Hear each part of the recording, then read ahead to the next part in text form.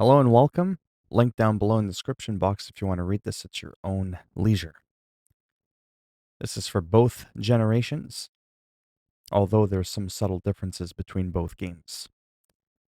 So for Series X and S and PS5, here are the key highlights. The new SpongeBob Yard location, second set of post-launch franchise updates.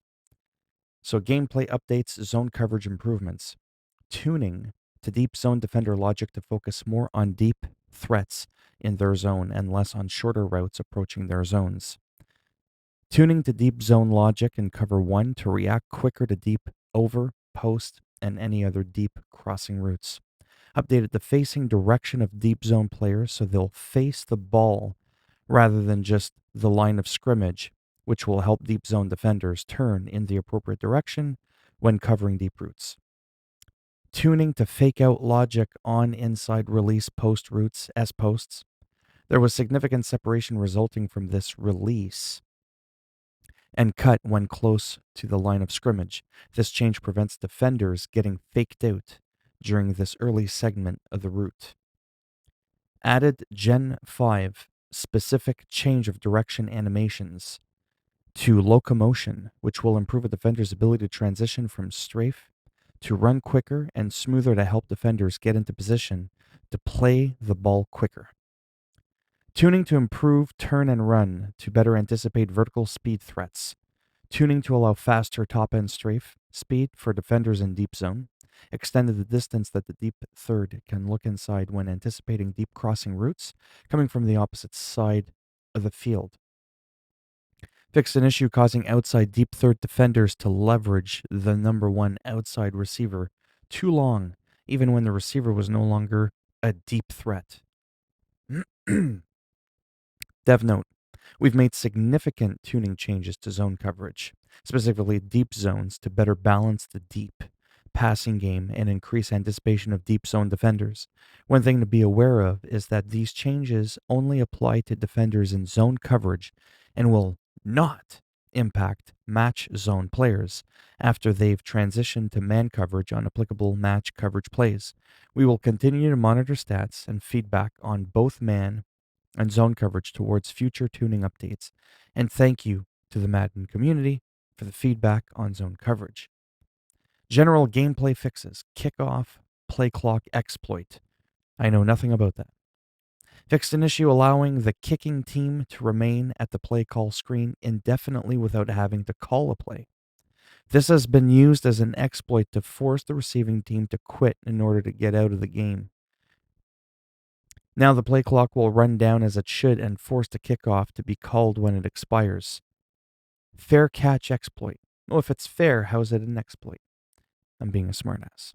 Fixed an issue causing the ball carrier to enter a state where he couldn't be tackled after fielding a kick or punt off the ground following a fair catch.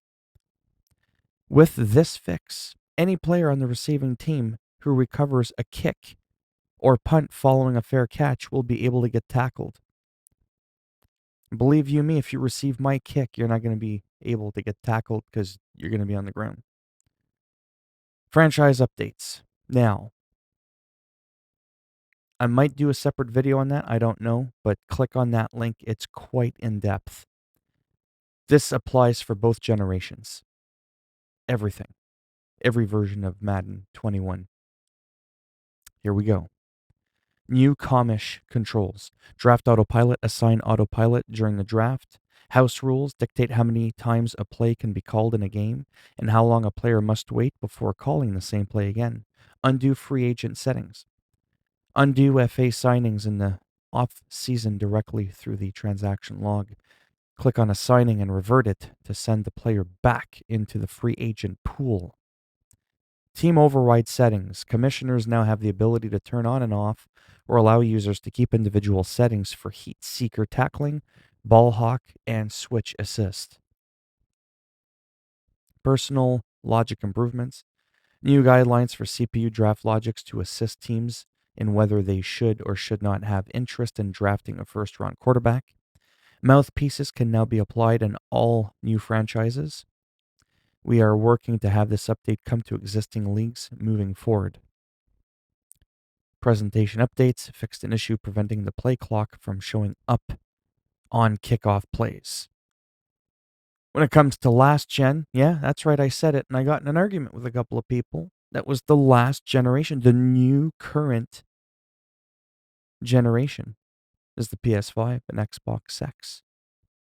Anyhow, you're getting the new SpongeBob Yard location, and you're getting that second set of post-launch franchise updates that I just read over, in which there's a link for much deeper patch notes to that. So there it is there. Yeah, there's the franchise updates again. Yeah, and that's pretty much it. I'll just show it to you really quick. Don't get too excited, because I don't feel like reading it. I'm just being honest. But there's the Gridiron notes. I don't know what that means. I'm not going to deny that. I don't know if that's like, I don't know what that means. Not really smart when it comes to football. I don't know if that's like a football term. I'm not even going to pretend I know what I'm talking about. Yeah, so they did some CPU quarterback draft logic improvements. Just like a bunch of stuff. Commissioner controls and UFA signings, right? Off season only. Commissioner controls team override settings. Oh, they're a ball hawk. Okay, keep individual, right? Commissioner draft tools. Skip ahead in the draft, okay. Commissioner house rules, play cooldown and repeat play limits. Play call cooldown off, okay. Commissioner setting, X factor customization restrictions. Oh, okay. That's pretty neat. The setting determines who is able to edit what superstar and X factor abilities are assigned to players of their team. Oh, okay. Trade logic improvements. Franchise league history. A new title where you can see the Super Bowl and keyword winners from each year of your franchise. Yeah. Anyhow, I do have to go. But there you have it. So if you liked the video, as always, go ahead and give it a thumbs up. It greatly helps support the channel with the algorithm so that my channel can be a little bit more relevant in the search results when people are looking stuff up. If you didn't like the video, go ahead, give it a thumbs down, and I'll just punt kick your nutsack. And if you want to subscribe to the channel, naturally that would be great. But if not, thanks for stopping by anyways. Take care, boys and girls, or whatever it is you identify as, and hopefully I'll see at least some of you in the next video. Bye for now.